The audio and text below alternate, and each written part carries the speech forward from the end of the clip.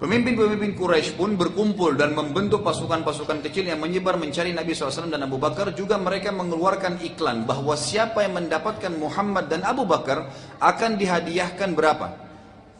100.000 unta. 100.000 ekor ya. Ini bukan 1.000 ekor, bukan 100 ekor gitu. Unta, satu ekor unta itu harganya ya bisa sampai kalau yang bagus mungkin 2.000-3.000 real. Ini 100.000 ekor unta hadiahnya. Ini luar biasa ini, miliaran gitu kan memang hadiahnya puluhan mungkin ratusan miliar. Maka tersebarlah berita pada saat itu mencari Nabi SAW dan Abu Bakar. Semua orang siapapun yang dapat hidup atau mati dapat 100.000 ekor unta. Pencarian yang gencar, ya, sama sekali ya tidak menghasilkan apapun karena tidak terdapat bekas, ya, apa saja, tidak ada bekas di situ. Ya, tidak ditemukan bekas apapun atau tanda, gitu kan? Jadi dicari karena apa tadi? Arahnya Nabi pertama ke arah selatan. Mereka carinya ke arah Madinah karena taunya semua hijrah gitu kan. Kemudian kalau mereka pun ke arah selatan, sudah terhapus jejak kakinya dengan kambing-kambing tadi di padang pasir tanah kan. Jadi nggak kelihatan gitu. Di sini saya katakan, terdapat sebagian dari pencari, memang ada sebagian orang Quraisy yang menuju ke arah selatan dan akhirnya tiba di Gua Thur.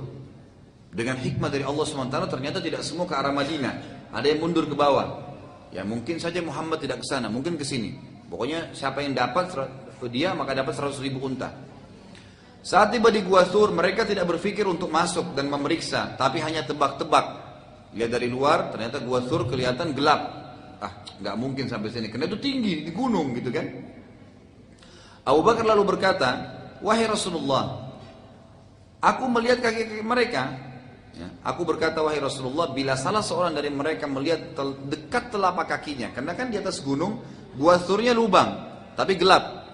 Mereka berdiri di atas mulut lubang itu, ya, mulut gua. Jadi Gua Thur ini orang kalau masuk turun kayak masuk ke dalam gitu. Bukan mulut gua yang kita bayangkan bisa lurus masuk. Enggak, memang dia orang kalau mau masuk berdiri dulu di mulutnya baru kemudian turun kayak masuk ke dalam lubang gitu.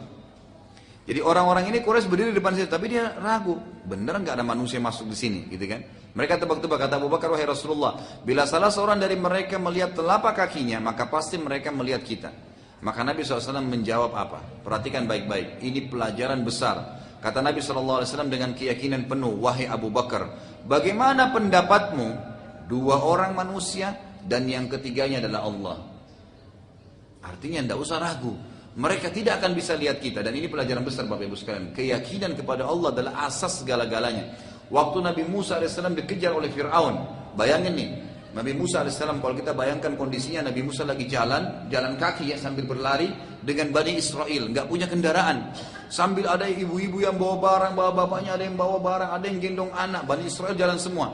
Fir'aun jalan dengan pasukannya, kuda, perlengkapan perang, dengan keretanya, cepat sekali bisa ngejar orang gitu.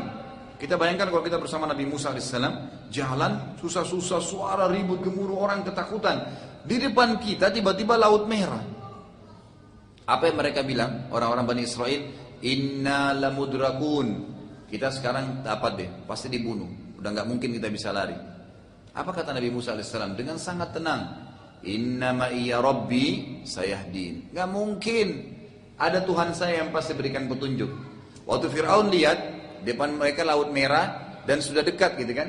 Fir'aun bilang apa? Innahum lasyirzimatun qalilun. Oh, mereka orang yang lemah, sedikit, gampang, diberantas mati langsung. Karena dia punya senjata lengkap. Dan ini orang-orang biasa, yang gendong anak, yang bawa barang, yang ini di depannya laut, mau lari kemana? Terjun ke laut, mati. Yang terjadi langsung kena keyakinan Nabi Musa, Allah suruh pukulkan tongkatnya di Laut Merah. Maka kata Allah, "Famfalaka fakana kullu firqin kataudil azim." Maka tiba-tiba Laut Merah itu terbelah menjadi 12 bagian dan berdiri seperti dinding-dinding yang kuat, gitu kan.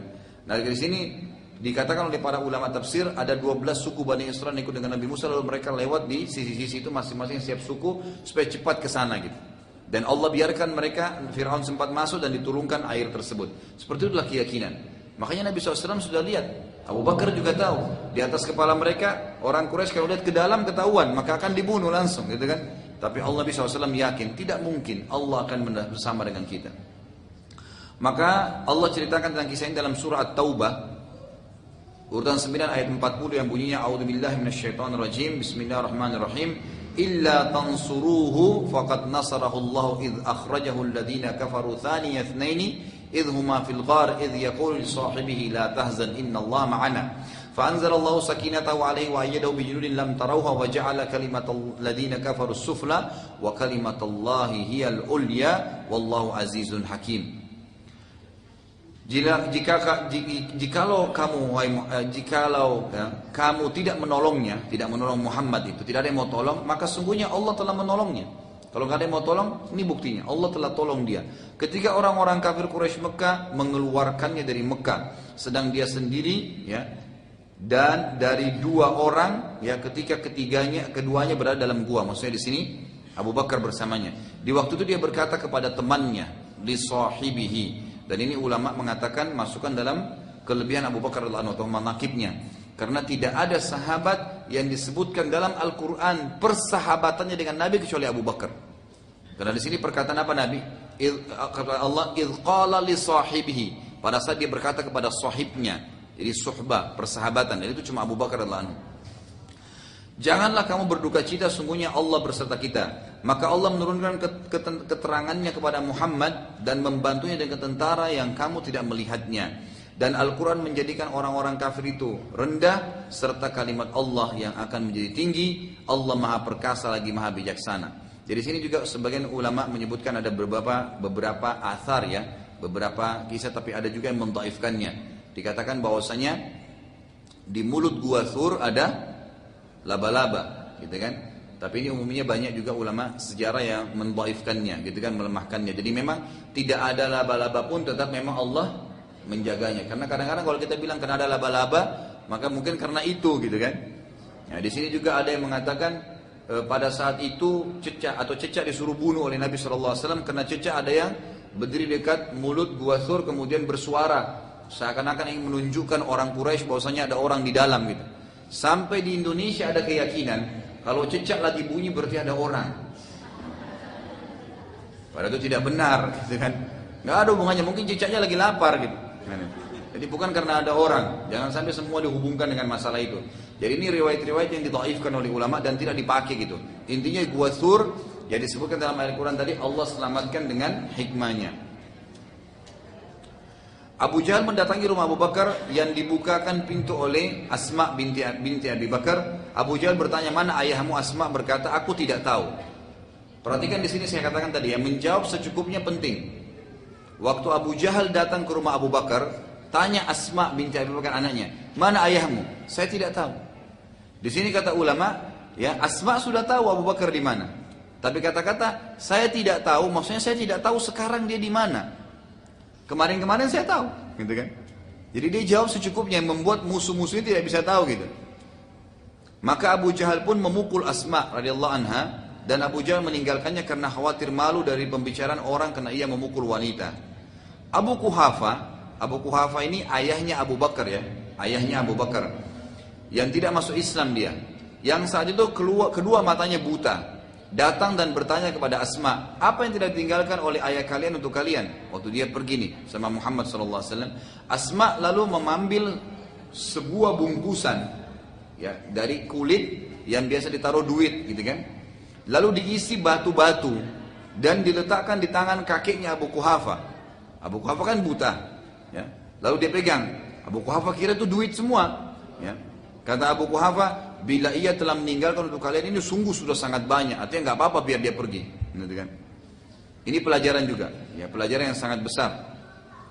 Bahwasanya bagaimana di sini Asma bukan niatnya mau menipu sebenarnya. Dia tidak bilang ini uang, tidak. Apa yang ditinggalkan untuk kalian? Kan itu batu-batu diambil dari rumahnya, gitu kan? Dari rumah dia sendiri. Jadi termasuk itu peninggalan Abu Bakar, gitu kan? Diambil ditaruh di karung. Jadi Asma tidak bohong, nggak menipu. Tapi diambil batu itu kan ditanya apa yang ditinggalkan. Kalau dia bilang berapa duit yang ditinggalkan, harus jawab apa adanya, gitu kan? Tapi dia apa yang ditinggalkan? Diambil batu ditaruh di karung. Ini. Karena dia buta maka dipegang. Oh sudah banyak kalau ini. Juga pelajaran penting Bapak Ibu sekalian, ya, tidak boleh mengganti penisbatan nama dari ayah kita. walaupun ayah kita orang kafir. Ibu-ibu terutama ya, di Indonesia ini ada tradisi yang harus dihapus ya. Setelah nikah, menghapus nama ayahnya, taruh nama suaminya. Ini nggak boleh ya.